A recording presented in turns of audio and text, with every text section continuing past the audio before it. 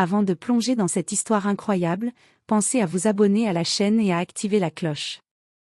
Ici, chaque récit a quelque chose à dire, et vous ne voudrez pas en manquer un seul. Une femme de ménage sauve le bébé d'un millionnaire, ce qu'il fait ensuite change sa vie. Dans une grande villa ultra-moderne perchée sur les hauteurs de Los Angeles, Michael Harrison vivait dans un univers à la fois luxueux et isolé. L'architecture futuriste de la maison, avec ses vastes baies vitrées donnant sur la vallée et ses lignes épurées, reflétait parfaitement l'homme qu'il était, puissant, méthodique et très exigeant. Propriétaire d'une chaîne internationale de technologie de pointe, Michael avait bâti son empire à force de travail, de détermination et de sacrifice. Mais derrière cette façade de réussite se cachait une solitude profonde. Veuf depuis 1 an, il était le seul à veiller sur son fils unique, Ethan, un bébé d'Ax en grave peine 1 an. Chaque nuit, il se réveillait seul pour bercer le petit garçon, souvent épuisé, partagé entre la douleur de sa perte et la responsabilité immense de devenir père célibataire. La vie quotidienne dans cette maison imposante était rythmée par des emplois du temps stricts et des emplois nombreux.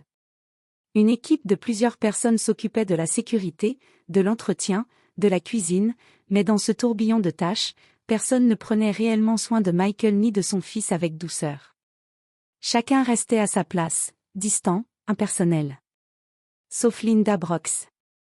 Linda, 45 ans, était la femme de ménage discrète qui traversait la maison chaque jour, faisant son travail avec une minutie et une humilité rares.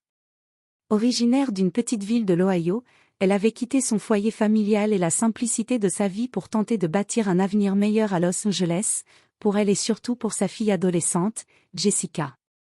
Veuve depuis plusieurs années, Linda avait dû apprendre à se relever seule. Elle avait connu la douleur du deuil et la peur de l'avenir, mais avait aussi découvert en elle une force intérieure hors du commun.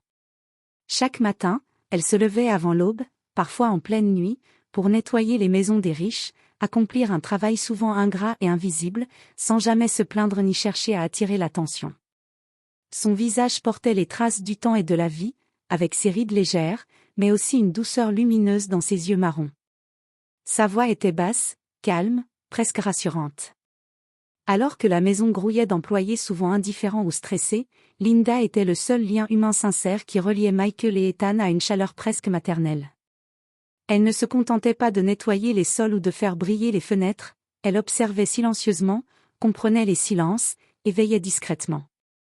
Même si Michael ne lui adressait que rarement un regard ou un mot, Linda sentait qu'elle faisait partie de cette maison, qu'elle était là pour protéger, pour prendre soin, à sa manière. Cette double solitude, celle de Michael, puissant mais seul, et celle de Linda, travailleuse acharnée mais invisible, allait bientôt basculer d'une façon que personne n'aurait pu imaginer.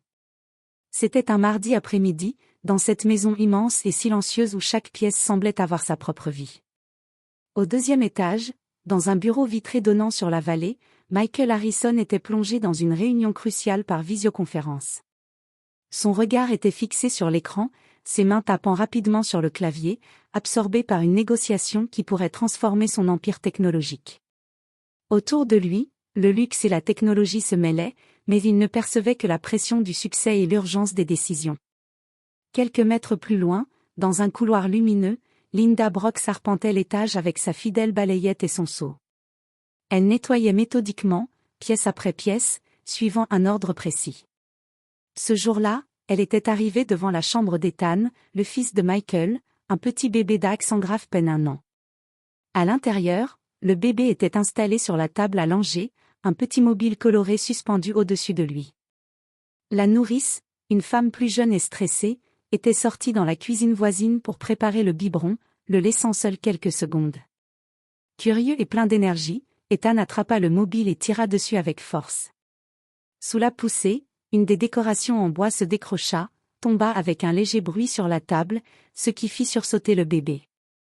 En même temps, une porte-fenêtre laissée entrebâillée s'ouvrit brusquement sous l'effet d'un courant d'air violent qui s'était levé à l'extérieur. Le meuble sur lequel Ethan était assis vibra légèrement, et le petit garçon, déséquilibré, glissa vers le bord. Un cri aigu et perçant retentit soudain. Linda, qui nettoyait à quelques mètres, fronça les sourcils et se figea. Non, pensa-t-elle. Sans perdre une seconde, elle abandonna son balai et courut à toute vitesse vers la chambre. Son cœur battait à tout rompre. Chaque pas résonnait dans le silence. En entrant dans la pièce, elle aperçut Ethan, déjà presque à moitié suspendu au bord de la table à langer, ses petites mains agrippant désespérément le rebord. D'un réflexe presque instinctif, Linda bondit en avant, tendit les bras et attrapa le bébé juste avant qu'il ne bascule. Elle le serra contre elle, le cœur battant, le visage tremblant.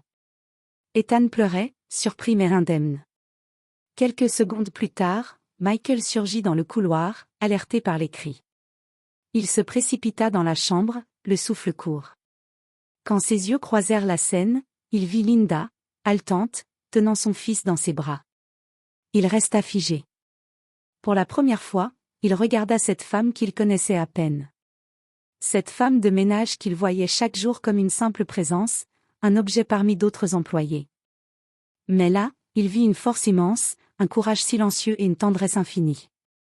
Michael sentit une boule se former dans sa gorge. Sa voix, habituellement ferme et contrôlée, trembla lorsqu'il s'agenouilla devant elle. « Linda. Je ne sais pas comment vous remercier. Vous avez sauvé mon fils. Vous avez sauvé ma vie. » Linda baissa les yeux, gênée. Jamais elle n'avait cherché de reconnaissance ou de gratitude dans ce travail. Mais en cet instant, elle comprit qu'elle comptait enfin. Qu'elle n'était plus invisible. Elle sentit une chaleur nouvelle l'envahir, une promesse silencieuse d'un avenir différent.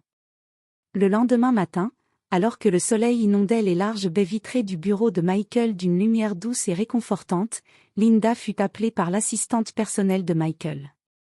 Un frisson d'appréhension mêlé d'espoir la parcourut. Elle savait que quelque chose avait changé depuis la veille, mais elle n'osait encore y croire pleinement. Dans le vaste bureau, baigné de lumière, Michael l'attendait debout près de son bureau, les mains croisées, un regard sérieux mais bienveillant posé sur elle. Il l'invita à s'asseoir. « Linda, dit-il d'une voix calme, j'ai beaucoup réfléchi à ce qui s'est passé hier. Votre courage, votre rapidité d'action, vous avez sauvé Ethan, mais vous avez aussi sauvé ma vie, d'une certaine façon. » Il fit une pause, cherchant ses mots. « Je veux vous offrir un poste bien plus important dans cette maison. Je veux que vous deveniez la gouvernante. Que vous preniez soin d'Ethan comme si c'était le vôtre. Parce que, honnêtement, je ne sais pas comment faire cela seule. » Linda sentit son cœur s'emballer. Ce n'était pas seulement une promotion professionnelle, c'était une confiance qu'on lui accordait, un geste d'humanité rare dans ce monde d'argent et d'apparence. Et, ajouta Michael, en prenant une enveloppe qu'il posa sur le bureau, je souhaite aussi aider votre fille Jessica à payer ses études. Vous méritez cette chance, Linda. Pour tout ce que vous avez donné, et tout ce que vous méritez encore. Les yeux de Linda se remplirent de larmes. Elle n'avait jamais attendu cela, ni demandé la reconnaissance. Mais en cet instant précis, elle sentit une dignité retrouvée, comme si toute sa vie de sacrifice trouvait enfin un sens. Elle éclata en sanglots, s'effondrant presque sur sa chaise, incapable de cacher l'émotion qui la submergeait. Michael resta silencieux, respectant ce moment de vérité. Les mois suivants, la maison changea doucement. Linda devint bien plus qu'une femme de ménage ou une gouvernante, elle devint un pilier. Elle veillait sur Ethan avec un amour maternel, anticipait ses besoins, calmait ses pleurs, et lui apprenait les premières mélodies qu'il répétait en babillant. Sa rigueur dans la gestion de la maison permettait à Michael de se concentrer sur son travail sans craindre pour la sécurité ou le bien-être de son fils. De son côté, Michael s'ouvrait peu à peu. Lors de soirées calmes, il partageait avec Linda ses doutes profonds, la peur d'être un mauvais père, la douleur sourde de la perte de sa femme, la difficulté d'élever un enfant seul dans un monde qui ne pardonne pas la faiblesse. Linda l'écoutait sans juger, apportant conseils et réconfort. Elle devint une amie fidèle, un confident précieux. Entre eux, un lien rare et sincère s'était tissé, une relation fondée sur la confiance, la reconnaissance, et surtout l'humanité. Ils dépassaient les barrières sociales, les différences de classe, pour créer une vraie famille, choisie, soudée par l'épreuve et la bienveillance. Un an plus tard, la grande villa de Los Angeles avait retrouvé une atmosphère différente, plus chaleureuse, plus vivante.